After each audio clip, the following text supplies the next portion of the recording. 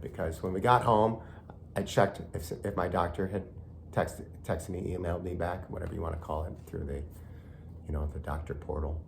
And he said that I should go straight to the ER. And I actually said, we'll go tomorrow, Trish. We'll be fine. And Trish is like, no, why don't we go tonight? It was already midnight. Yeah, I'm like, we're up. Let's just go.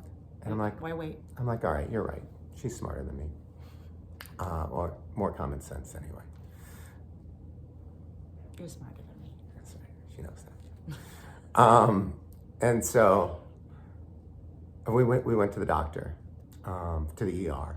They admitted me and started doing tests on me. We're wearing our COVID masks. And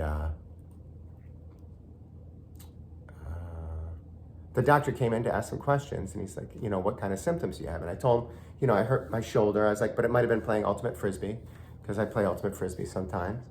And he said, wait a minute, you play Ultimate Frisbee? And I said, yeah. He said, I play Ultimate Frisbee.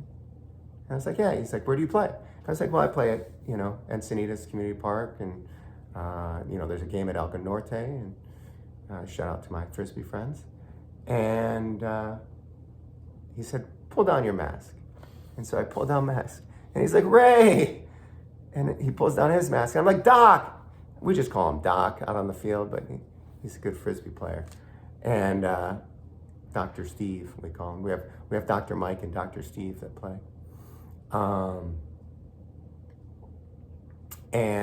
So it turned out I knew my ER doctor, and I felt really in good hands. And he said, well, we're going to do whatever tests we need to do to try to figure out what's going on. And so I did.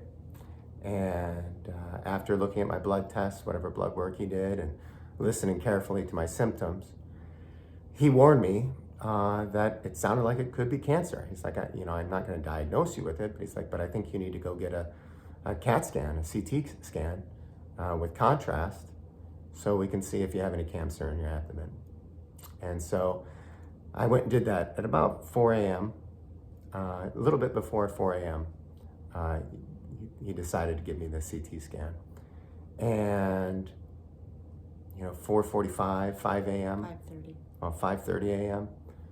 Trish was with me the whole time. She's been with me through everything. She's amazing, and I love her so much.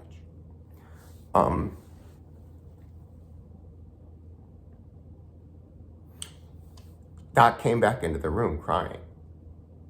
He's a great guy, great doctor. And he told me I have cancer, and he said, it was one of the hardest diagnoses he's ever had to tell anybody. And I believe him. And thanks, Doc. I think he'll probably watch this because he's that good of a guy, and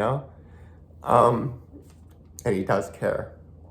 So if you go to Scripps ER, just know you're in good hands. And that was the end of the night. I don't even think I cried. I was in shock. I couldn't get out of there fast enough. I didn't wait for my paperwork. I pulled off the wires, there was nothing else I needed to hear. And I just wanted to get home and process it. And we're going to leave you at that one. And we'll tell you more about tomorrow. Thanks for listening.